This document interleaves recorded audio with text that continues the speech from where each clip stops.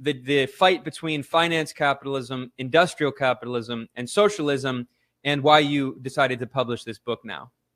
Well, the book came out of a series of 10 lectures that I did for my Chinese audience. I've been a professor at Peking University for a number of years in economics, and have professorships at other universities, Wuhan and Hong Kong. And I have a fairly large audience of about 65,000 people for lecture there. And I was asked to give my general overview, sort of a history of economic development in the West for the Chinese. And in order to understand today's finance capitalism, you have to understand what industrial capitalism was as it was described in the 19th century. And it's often forgotten or played down that industrial capitalism was revolutionary. What it was trying to do, from the physiocrats in France in the late 18th century to Adam Smith, John Stuart Mill, Marx, and the whole late 19th century flowering of socialism, the ideal of classical value theory and rent theory was to say what is the actual value, the cost value of producing goods and services, and what is earned by the capitalist and when he employs labor to make a profit, and what is unearned. And what's unearned was the landlord class. That was the hereditary warrior class that had conquered all of the European kingdoms in the Middle Ages. And the attempt by England's industrialists was saying, look, we cannot become the workshop of the world. We cannot undersell foreign countries if we have a landlord class raking off all of the money in land rent, and if we have predatory banking, where the wealthy people just lend really for buying property or making distress loans or predatory loans that have nothing to do with financing actual capital formation. Well, what made this capitalism revolutionary was the British industrialists and advocacy of industry. Even the bankers in Ricardo's time said, well, in order to overthrow the landlord class, which controls the House of Lords and all of the upper chambers of government in Europe, we have to have democratic reform. If we have democratic reform and give voting to the people, they're going to vote against the landlord class. And then we can have an efficient economy where our prices of our exports and our goods and services reflect the actual cost of production, not the rake-off for the rentier class, not the rake-off of what landlords take, not the rake-off of what predatory bankers take. And the whole long 19th century leading up to World War I was this revolutionary value theory that depicted land rent and monopoly rent and financial returns as being unearned income and wanting to strip it away. And all of this seemed to be moving towards socialism. The industrialists were all in favor of government public utilities, of government enterprise, because they said if the government doesn't provide health care, then individuals are going to have to pay it, and it'll cost a lot of money, like it does in the United States. And so you had the conservative Prime Minister of England, Benjamin Disraeli, saying, health, all is health. We've got to provide public health for the people. And it was the conservative Bismarck in Germany that says, we've got to provide pensions. If labor has to save up for the pensions, then it's not going to have enough money to buy the goods and services that we Germans are producing. We've got to make pensions public. So all of this move towards socialism was not only in favor of increasing living standards, which soared in the 19th century, but also in freeing economy from the rentier class, from the landlords, from the bankers. And for the classical economist, a free market was a market free from landlords, free from bankers, free from monopolists. Well, needless to say, the rentiers fought back. And by after World War II, we've seen a continual anti-classical theory, replacing the classical idea of free markets with a value-free theory, saying, well, everybody earns whatever they have. All wealth is earned, not unearned. And if Goldman Sachs partners are paid more than anyone else, that's because they're so productive. So you had to move rejecting classical economics to junk economics and a kind of artificial economics that doesn't really talk about how finance capitalism has worked. And as it turns out, the business plan of finance capitalism was so predatory that it was anti-industrial. That's why President Clinton in the United States moved to invite China into the International Labor Organization, saying, well, we can fight wage rises in America by a race to the bottom. We can hire Asians to do work, and that will cause unemployment here, and that's wonderful for the industrialists. It will basically cut wages and keep American wages down. Well, that basically is the strategy of finance capitalism, and the aim of finance capitalism is not to invest in factories and plant and equipment and research and development, but to live in the short term, but to make money by financial engineering, not industrial engineering.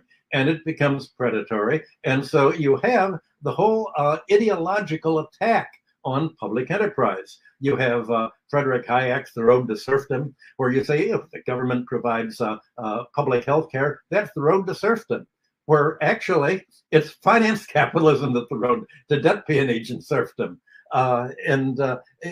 You have now a whole disparagement of government, and all of this is a counter revolution to the revolutionary impetus of industrial capitalism in its early stages. And it's true that corporations now are just as right-wing as the banks and the hedge funds, but that's because the industry has been taken over by the financial sector, and the heads of almost every industrial corporation are rewarded to how high they can push the stock price to exercise the stock options they're paid in. And you increase the stock price not by investing more, not by hiring more labor or increasing productivity or increasing sales, but simply by using whatever income you have to buy back your stocks. And by buying back your stocks, this forces up their price. And most of all, by giving political contributions in this country to the Democrats and Republicans alike to appoint Federal Reserve heads that have spent $7 to $9 trillion buying up stocks and bonds to increase the price of buying a retirement income, to increase Wall Street prices, to increase housing prices, and make America even less competitive industrially. So finance capitalism is what is essentially deindustrialized the United States and turned the Midwest into a rust belt. Well, the alternative, obviously, is our societies that have not followed this neoliberal finance capitalist plan. And the most successful economy, obviously, has been China, which is why I've been spending so much time there. And obviously, China has done exactly what 19th century United States, Germany, England, and France did. It's kept basic utilities, basic needs, housing, and above all, finance and banking in the public domain as public utilities. Instead of having an independent financial sector operating on its own self-interest, the Bank of China creates the money. And the Bank of China lends money by deciding, where do we need to have investment in real estate to provide housing for the population at as low a price as we can make it? How do we provide, build up the industry? How do we provide an educational system with training? How do we provide health? And you have, the fact is that the central planning in a efficient socialist style, not the Stalinist planning that everybody refers to of Russia, but a mixed economy, as you have in China, which is truly a mixed economy, with guidance, like the French call planification. Well, that is obviously the way in which you survive, and you avoid the kind of overloading the economy with debt service, with high rents, with high payments to the healthcare monopoly in the United States, by avoiding all of this payment to a rentier class that has what the classical economists called unearned income, predatory income. And instead of unseating them, we've put them in charge and made the banks and Wall Street and the City of London and the Paris Bourse the central planners. So we do have central planning, much more centralized than anything that was dreamed by the socialists. But the planning, centralized planning, is done by the financial sector. And financial planning is short-termism. It's short-term planning. It's taking your money and run. And that's what is stripping and impoverishing the global economy today. So can you talk about what your idea of free trade imperialism is and how it relates to U.S. foreign policy? Well, the Nobel Prize is given basically for junk economics, and probably the worst junk economist of the century was Paul Samuelson. He made the absurd claim that he proved mathematically that if you have free trade, then country and don't have tariffs and don't have any government protection, then everyone will become more equal. At least the proportions between labor and capital will be more equal. Well, the reality is just the opposite. And the term free trade imperialism was actually created by a British historian of trade theory who pointed out that, wait a minute, when England went for free trade, the idea was if we have free trade, we can stifle other countries from being able to industrialize, because if we have free trade, then we can tell America, we will open our doors to your markets, meaning the markets of the slave South that Britain supported, and in exchange, you will open your markets to our industrial goods. America followed that until the Civil War, which was fought not only over slavery, but by the Republican Party after 1853, that said very explicitly, if we're going to win the election, the Whigs never could win. If we, the new party, are going to win the election and industrialize America, we've got to integrate ourselves with the anti-slavery issue, with emancipation, but for us, the economic war of America is a war to either we're going to have protective tariffs in the North, or we're going to end up as a non-industrial raw materials producing society as the South wants. And that was the debate from 1815, when the Napoleonic Wars ended and world trade began again, until really the Civil War. And America became strong in the way that Germany became strong too, by having protective tariffs in order to have prices large enough to nurture what was called infant industry, to nurture American manufacturing. And I wrote a long book about this, published years ago, based on my PhD dissertation, America's Protectionist Takeoff. Well, the English tried to fight against other countries protecting their economies, saying that if you just have free trade, you'll get rich.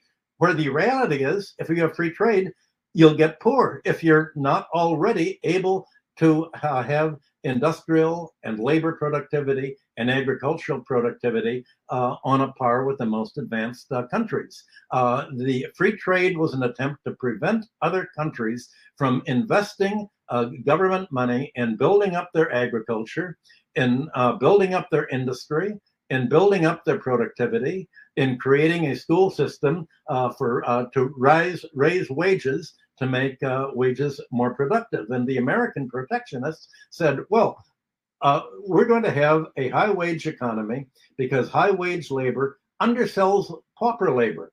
And American skilled, well-fed, well-rested American labor can produce much more than the pauper labor of other countries that have free trade. Well, what the leading American protectionist economist, Erasmus Peshine Smith, went to Japan and helped helped Japan break away from British free trade, helped Japan industrialize. Other American economists, other foreign economists, all picked up the ideas of the American protectionists, like Friedrich List went to Germany promoting protectionism. And Peshine Smith's book, The Manual of Political Economy, was translated into all the foreign languages: Japanese, Italian, French, German, and you had Europe realizing that free trade polarizes economies. Well, it was this that after World War I, and especially World War II, when you had orthodox economics turning into basically propaganda, that's where you had Samuelson and others try to convince other countries governments are bad, leave everything to the wealthy people, to the finance people, trickle down economies. It's all going to trickle down. Don't worry, just give more money to the rich, and don't have any government interference with markets. Whereas America had got rich by interfering with markets to shape them in the years leading up to World War I.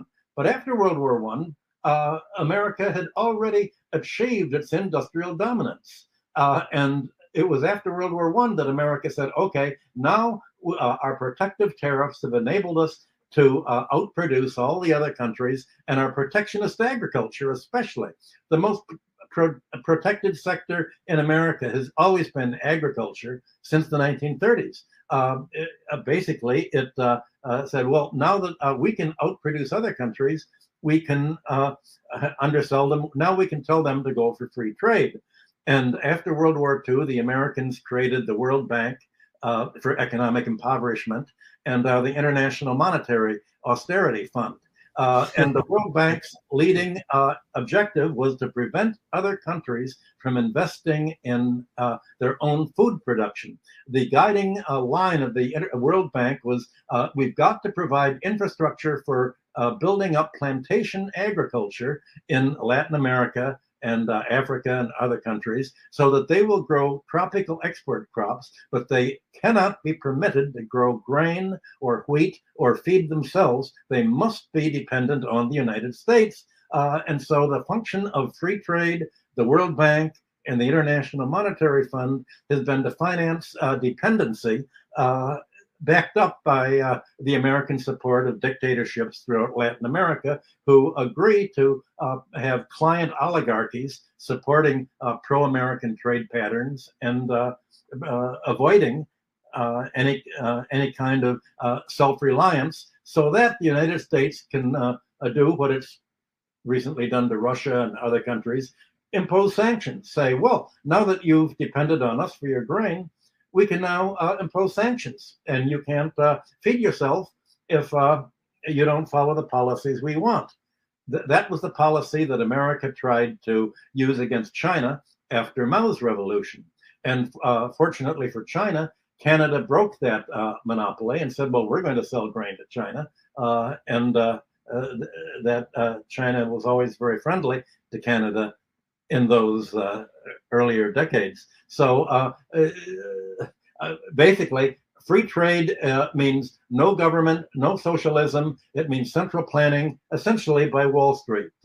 Countries should let American firms come in, buy control of their raw materials, resources, control of their oil and gas and mineral rights and forests and plantations, and basically let other countries send their whole economic surplus to the United States, where it will be duly financialized, and to buy out other countries' raw materials and rent-yielding resources. But your analysis, I think, is even more important and more accurate, because your argument is not only is it geopolitical, but the geopolitical struggle is rooted in economics, and this is an economic struggle between systems. So talk more about the new Cold War and how you see it. Well, as we're seeing now, the world is dividing into two parts. We can see that in the fight against Russia, which is also a fight against China and against India, as you noted, and it seems Indonesia and other countries as well. The United States is pushing a world that can be controlled by American investors. That the ideal of the American neoliberal plan is to do to other countries what it did to Russia after 1991. Take all of your public domain, your oil companies, your nickel mines, your electric utilities, give them all to a wealthy oligarchy that can only make money once it's taken control of these companies by selling the stocks to the West. The West will buy out oil, just like Michael Khodorkovsky tried to sell Yukos oil to Standard Oil in the West. And we've got to put an oligarchy that will sell all of the national domain, all of the patrimony in natural resources and all the companies to American investors on the cheap. The Russian stock market led all the stock markets in the world from 1994 up to about 1998. This was a huge ripoff. The United States wants to be able to do that to the rest of the world. And it was furious when Russia said, we've lost more population as a result of neoliberalism than we did in all of World War II fighting against Nazism. We've got to stop. And Russia began to say, we've got to use Russia's population and industry and natural resources for Russia's benefit, not for the United States' benefit. Well, the United States was absolutely furious with this, and the fury has erupted in the NATO war against Russia in the last few months and what's ongoing now. And the United States says, well, U.S. State Department officials have said, what we want to do is carve up Russia into maybe 4 different countries: Siberia, Western Russia, Southern Russia near Central Asia, maybe northern Russia. And once we've done that, we cut Russia off from China. Then we go into China. We finance, we send the ISIS and the Al Qaeda into the Uyghur areas, the Muslim areas, and we start a color revolution there. And then we break up China into a northern part, the southern part, the central part. And once we break them up, we can more or less control them, and we can then come in, buy up their resources, and take over their industry, their labor, and their government, and get richer to obtain from China, Russia, India, Indonesia, and Iran the wealth that we're no longer producing in the United States now that we've deindustrialized. So that is, the world is dividing into 2 parts. And the one part is not simply the United States and its European satellites on the one hand versus the non-white population on the other hand. It's finance capitalism versus the rest of the world, which is protecting itself by socialism, which in many ways fulfills what was the ideal of industrial capitalism during the 19th century, when industrial capitalism was actually progressive. And it was progressive. That's part of the whole theme of my book. It was revolutionary. It tried to free economies from the legacy of feudalism, from the legacy of hereditary landlords. And now the financial class is no longer the landlord class, but the financial class. And the landlord class pays most of its rent to the financial class in the form of mortgage interest, as it borrows money to buy property and housing and commercial sites on credit. And you have the kind of financialization that has increased housing prices in the United States to over 40% of income that is officially guaranteed for mortgages, that has priced American labor out of the market, privatized healthcare, 18% of GDP. That's pricing America out of the world market. Debt for car, auto debt, student debt, which in other countries education is free. That's pricing America out of the market. So you have a basically uncompetitive economy that's committing financial suicide, following the same dynamic that destroyed the Roman Empire, where an predatory oligarchy took over and maintained power by an assassination policy of its critics, just very similar to what America has been doing in Latin America and other countries. So you're having history repeat itself with this same kind of world split. And this split couldn't have occurred back in the 1970s. There was the Bandung Conference in Indonesia. There were other attempts at the non-aligned nations to break free of American imperialism, but they didn't have a critical mass. So right now, for the first time, you have a critical mass, and you have the ability of China, Iran, Russia, India, other countries together to be self-sufficient, they don't need relations with the United States. They can handle their own, they can create their own monetary system outside of the International Monetary Fund, which is basically an arm of the Defense Department. They can give loans to build up the infrastructure of countries outside of the World Bank, which is basically an arm of the Defense Department, the deep state. So you have the American economy essentially a merger between the military-industrial complex and the Wall Street financial fire sector, finance, insurance, and real estate, is a way that really cannot develop any more than the Roman Empire could develop by trying to obtain militarily what it could not produce at home anymore. Well, China and other countries, now that they have their industrial base, the raw materials, the food ability to feed themselves, the agriculture, and the technology, they can go their own way. And so we're seeing in the last few months the beginning of a war that's going to go on for, I think, 20 years, maybe 30 or 40 years. The world is splitting away, and it won't be a pretty sight, because the United States and its European satellites are trying to fight to prevent a inevitable breakaway that it cannot prevent any more than Europe's landlord class could prevent industrial capitalism from developing in the 19th century. Well, you have used the word shock and awe, picking it up from the US statements of shock and awe. There hasn't been any shock and awe. There's been a self-defeating piffle and laughter. That's not awe. There was an attempt to grab $300 billion of Russia's foreign reserves, saying, well, any country that leaves their reserves in American banks or in the American Monetary Fund to stabilize our currency, we can grab if we don't like their policy. So the idea was, now Russia's going to go broke.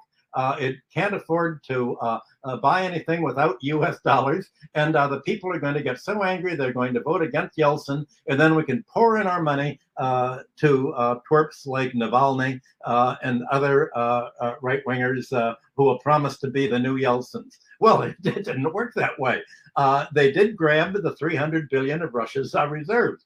Russia immediately said, okay, we have our own money. We're now, fortunately, we have enough oil and gas that we don't have to sell to Europe and Germany. If they want to freeze in the dark and let their pipes burst when the weather gets cold, that's their problem. We'll sell to India and China and other countries. And there wasn't, for a few days, the ruble plunged by saying, what is Russia going to do? So all the foreign exchange traders thought they were going to, you can trust Biden to have a really brilliant policies, brilliant president. I think Paul Krugman, the Nobel Prize winner, said Biden is the greatest American president since Roosevelt, since Truman. He said, that's so smart. This is that's why Krugman got the Nobel Prize for making statements like that. Immediately Russia said, well, obviously we can't get paid in dollars anymore or in euros, because you'll just grab them. So you'll have to buy our oil and gas in rubles. We're going to price it in our own currency, just like China had talked about pricing its exports in yuan. And so what's happened is that immediately the ruble not only recovered, but is now selling at a higher rate than it was before the American sanctions. So there was no shock at all. The Americans felt shocked. The Americans are shocked. The Americans are awed. The Russians are laughing, and everything is going their way.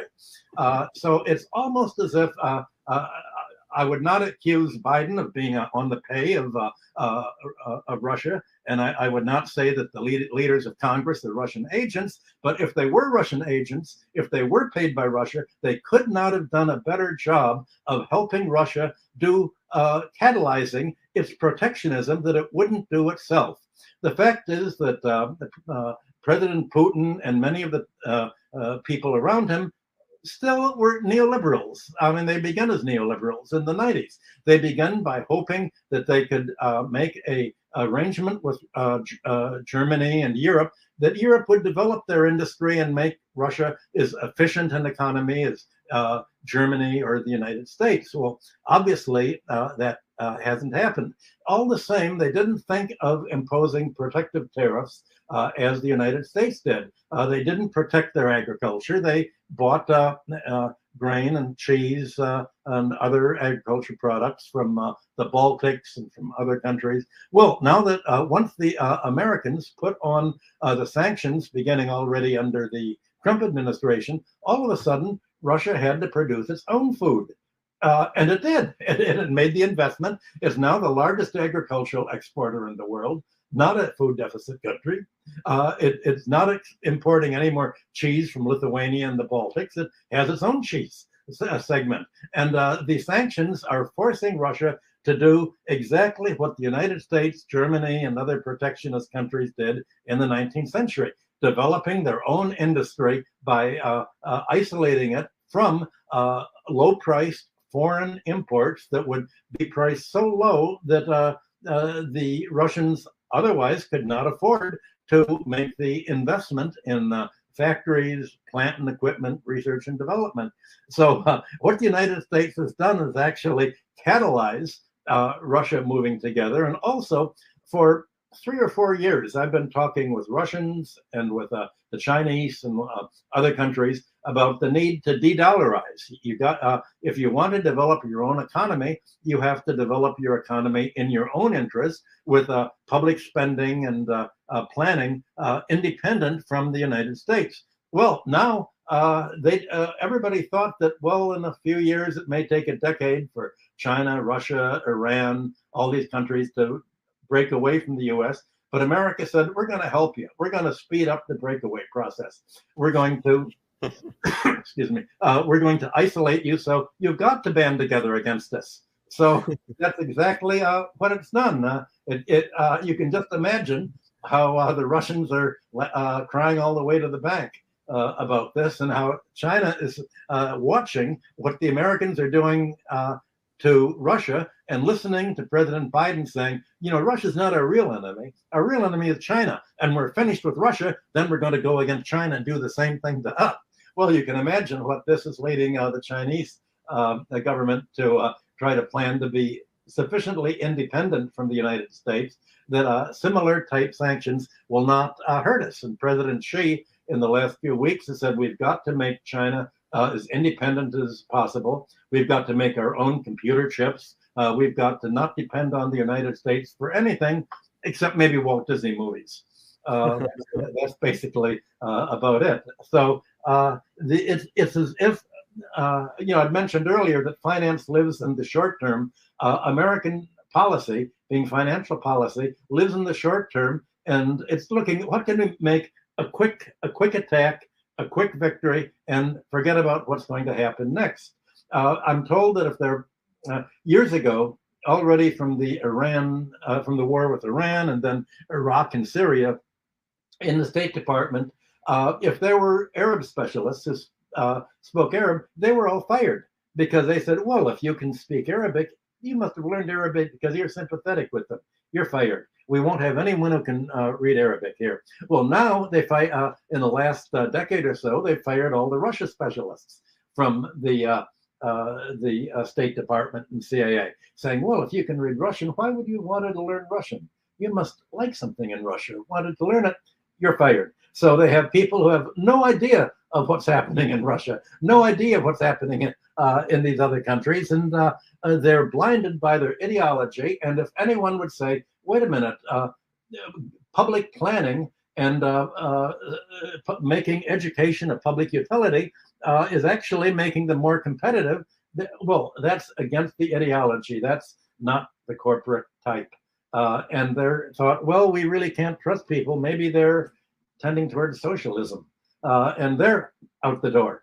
So you're having American policy pretty much run by the blind, and the Europeans are simply taking orders and money in little white envelopes from the United States to just show their loyalty, and basically are willing to spend 3 to 7 times as much for their energy, for their liquefied natural gas and oil by buying from the United States than they are by a long-term contract with Russia. Europe is willing to spend now $5 trillion on putting together ports that can handle shipping tankers for liquefied natural gas instead of relying on the Russian pipeline, the Nord Stream 2, that's already there. So Europe is making an enormous sacrifice. If it doesn't have Russian gas, and it refuses to pay rubles. It says, if you don't give us our gas and oil for free, you're attacking us, because we've been getting all your oil and gas for free, because all the dollars, all the money we pay, you've recycled to the United States in your foreign reserves. Thank heavens the US can grab it all. If you don't continue to give it to us for free, then you're attacking us. To the United States, other countries protecting their economy, other countries trying to raise their living standards, and especially other countries undertaking land reform, are viewed as enemies of the United States because they're an enemy of the neoliberal American financial system. And the idea, the unipolar world, where the United States gets all of the profits and rents and interest of the world economy, just as ancient Rome stripped its provinces by getting all of their wealth and income for themselves, not producing it at home, while impoverishing their own domestic population. It's just as an exact parallel. So Europe is willing to say, well, okay, if we don't have Russian gas, well, that means that our chemical companies cannot buy the gas to make the fertilizer to put on to make our crops grow, and our agricultural productivity is going to fall by about 50%. We're also going to spend a lot more money on America's military, NATO arms to support NATO. So we're higher food, higher military spending, higher energy costs. This ends Europe as an industrial rival to Asia and Eurasia, I should say, because now the Chinese Belt and Road Initiative and other spending investment, capital investment throughout Western Asia is creating a new productive plant that is not only self-sufficient, but is leaving the United States and Europe without any industrial competitive power. They've priced themselves out of the world market. They're no longer competitive. So that's the world is developing, and I'm sure the only way that the NATO countries can fight against it is militarily by threatening to bomb, but they can't fight economically. They can't fight financially. They tried by disconnecting Russia from the SWIFT system. It put in its own system very quickly. It really is left without a strategy, except that it's done a wonderful job of controlling the public relations dimension of this war, making it appear as if somehow other countries are the aggressors and not letting America exploit them. And making it appear as if Russia is the aggressor in Ukraine instead of NATO, prodding Russia to say, we're going to capture your port, Crimea, and we're going to attack the Russian speakers if you don't fight back, and we're going to keep bombing them year after year from 2014 on. 14 on. We're going to keep bombing them until you protect them. So all of this is treated as if America is purely defending itself. Well, this is what the Nazi said in World War II. Hitler and Goebbels said we can always mobilize a population to support our war by saying it's a war to defend ourselves. And that's how the United States and Europe are doing. Not only are they pulling a strategy out of Goebbels' Nazi book, but a few weeks ago, Germany went to the museums, the military museums, where they had the old Panzer tanks from World War II. And they sent the Panzer tanks the Nazi tanks in World War II to Ukraine, saying this is symbolic. Now we can fight Russia with the same German Nazi tanks run by the neo-Nazi groups that Zelensky is supporting, the same Nazi fight against Russia. We can reenact World War II with the same tanks, even symbolically, to show that this is a fight of Nazism, neoliberalism against Eurasia. Do you think that the gold standard is going to come back, or apparently you don't think so? No, Russia is not going on the gold standard. What it is doing is investing its foreign exchange in the only way that is not grabbable. It's investing it in gold. It's putting gold in its reserves. It is not setting its exchange rate according to the price of gold, but it is buying gold with the what it's been getting. I want to go back to your talk about rubble. You talked about from ruble to rubble with President Biden. There have been a lot of pictures of rubble in the news for the last few days. For instance, there's talks of, here's a Ukrainian sent out a picture saying, look at this picture of a Russian tank. We shot it down. It's rubble. Turns out it's the Ukrainian tank that they just say, oh, it's the Russian tank we shot down. Basically, they're taking their own destruction, and they're saying that while they're being destroyed, they're saying, no, this is a picture of Russia being destroyed. Russian assets, not Ukrainian assets being destroyed. Well, the similar thing is with Russia and ruble. America says, well, look, we've isolated the ruble. Well, what's happened if you isolate the ruble and you say, we're not going to export anything more to Russia, so it's not going to be able to spend any of its rubles on buying American or European products. Well, meanwhile, Russia can continue to earn rubles from Germany and Europe, and it can continue to earn foreign exchange from other countries that it's selling its agriculture to at rising prices, its oil and gas at rising prices too. So obviously the balance of payments is going way up, and they believe that what is in store is a new monetary system that is an alternative to the dollar IMF system. And this system other countries will hold their reserves in each other's currencies. In other words, Russia will hold Indian rupees and Chinese yuan. China will hold rupees and Russian rubles. There will be the equivalent of what Keynes thought of as bankers, something like artificial created special drawing rights that the banks will be able to create to help fund governments to undertake capital investment. But for settling balance of payments deficits among countries, once they have sort of don't have enough foreign exchange to make a swap, they will use gold as the means of settlement, because gold is a pure asset. It's not a liability. Any foreign currency basically is held in a foreign country that has the power to do what America did to Russia and just grab it all and say, we're just wiping it all out. It's as if you have a bank account and the bank says, we've just emptied out your account to give to one of our friends, and then you don't have it anymore.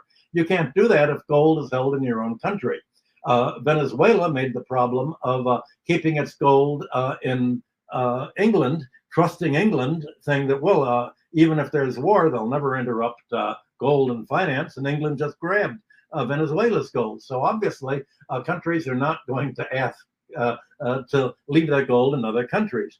Even little Germany has asked America to begin sending back the gold that it has in the Federal Reserve Bank of America, because it's worried that what if it ever buys Russian gas again? America will grab all of Germany's gold, grab all the German money, and it'll be like World War I all over again. They'll call it the Hun. We're taking its money. So you're having this act that America did of grabbing Russian money, Afghanistan's foreign reserves it grabbed. This is telling all the other countries, pull all your money out of dollars. What are they going to put it in? There's not that much that they can put it in that is absolutely safe. So gold is a flight to safety today, because it's one of the things that all of the world realizes as having an international value for settling balance of payments deficits that is independent of world politics. So that's the explanation. So Russia's not going on gold, it's going on an independent standard from the United States, with gold an element of its foreign reserve, just as it's holding Chinese yuan and Indian rupees. It's not going on the rupee standard, it's not going on the yuan standard, and it's not going on the gold standard, but these are elements of its foreign reserves. Every country needs to manage its exchange rates, and there's always like a up and down and a zigzag in the flow of payments for imports and exports, investment, capital movements, debt service, all of that. So countries want to stabilize their exchange rates, and how do they do that? Well, most of the big exchange markets are in New York and in London. So countries would leave their money in correspondent banks, like when Iran at the time under the Shah kept its foreign reserves in the Chase Manhattan Bank. So when Iran, after the revolution and Khomeini came in, and Iran wanted to pay interest on the foreign debt that the Shah had run up, they told Chase, please, here's our bondholders, please pay them. Well, Chase was told by the Treasury, don't pay them, just take the money and hold it. So Chase said, we put a freeze on your account. And so Iran defaulted, and then Chase and the State Department said, oh, Iran defaulted, it missed a payment. Now all the money that it's due for foreign debt has to be paid all at once, and Chase paid all of the bondholders off. No more money in the account, it was all emptied out. Suppose you had an account in Chase Manhattan, and I said, okay, now you've done something really bad. You put Michael Hudson on the show, we're going to grab your account. We're going to give it to Mr. Guaido because he needs the money in Venezuela because the people still are not voting for him. So all of a sudden, you won't have money in your account. It'll go to Mr. Guaido's account. Well, that's what happened with Russia. They took the money, they grabbed the money from Russia's account, and they said, half the money we're going to give to, I think, to the 9/11 people, because we all know that it was Russia that bombed the World Trade Center on 9/11. And we're going to give it to all sorts of other people who suffered all over the world. It's all Russia's fault.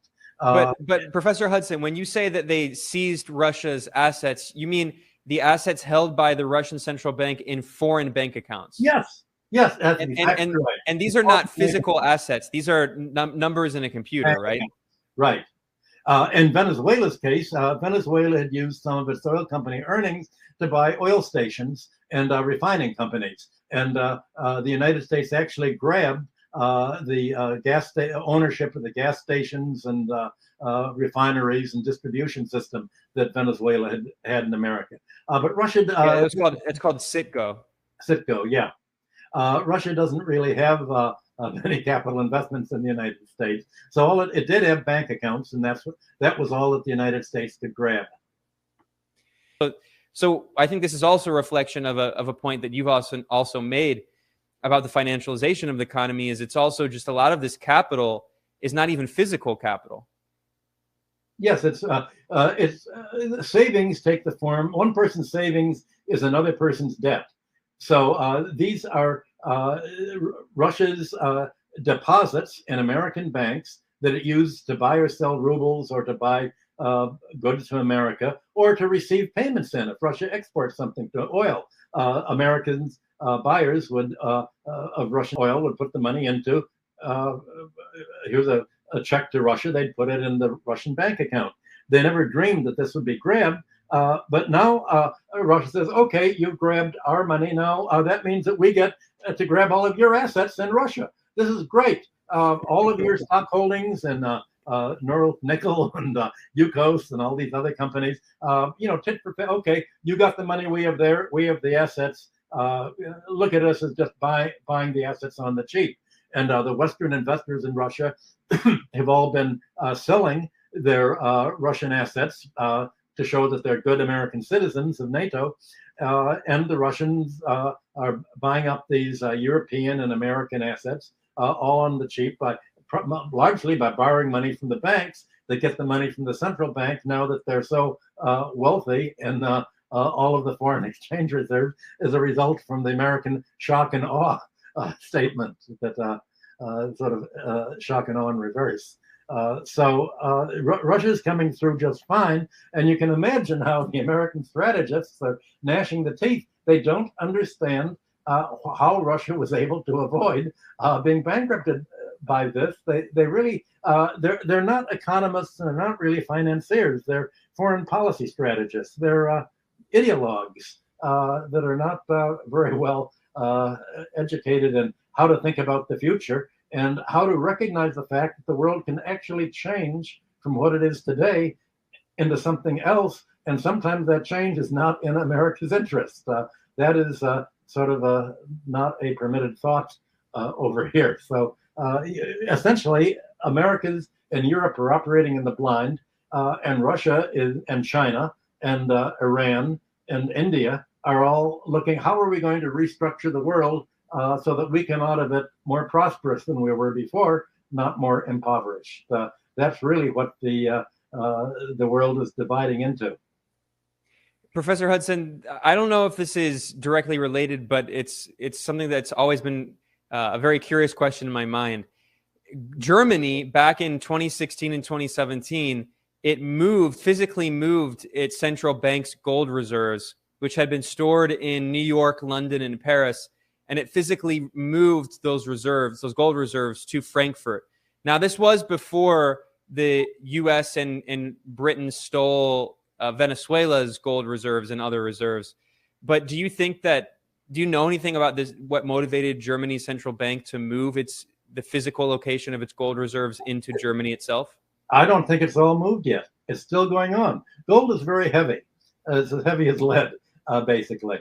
And America said, well, we really don't have we can only do it a little bit, trickle by trickle. So America's been returning the gold very slowly. So I think Germany, with all of its talk about its history of hyperinflation, I think just wanted, it realizes that now that gold is not used to settle balance of payments deficits anymore, the gold that Germany had in America was all of the exports that it made to the United States during the Vietnam War. This is Vietnam War gold. When you remember that President de Gaulle would every month cash in the dollars that America spent in Vietnam, would all be spent from Vietnam to Paris. The dollars would end up there. The Central Bank of Paris would essentially buy gold on the London exchange and keep the gold either in New York or in London. Well, Germany kept, because America defeated Germany, and it wasn't going to keep its gold in Russia, that defeated it even more. It said, well, okay, we're cashing in our surplus dollars for gold, but we're going to hold the gold in America. But now it says, well, America is never going to settle its balance of payments deficits and its foreign debt in gold again, because it doesn't have any balance of payments surplus anymore, ability to do that. It doesn't have, it's going to spend its export surplus and its investment surplus on war. So as long it's never going to be able to pay, that's obvious. Let's get the gold back. That was the calculation that every country was making already a decade ago. They realized that America can never repay its foreign debt, unlike other countries. When other countries can't pay their foreign debt, they have to go to the International Monetary Fund that tells them, well, we'll make you a loan, but you have to sell off your natural resource reserves to the Americans, or we won't lend you the money. Well, basically, that's not going to happen anymore. They realize that America is just going to say, we're just not going to pay. Well, now other countries are saying, wait a minute, if America is never going to repay its foreign debt, why do the global South countries have to pay its debt to the IMF and the World Bank, all this dollar debt to dollar bondholders? If America won't pay, we don't have to pay. Let's have a clean slate. Let's start from beginning, and we're only going to have debt and credit relations with friendly countries, not countries that want to go to war with us, like America did in Afghanistan, Syria, Iraq, Iran, and now Russia. So that's basically what's happening.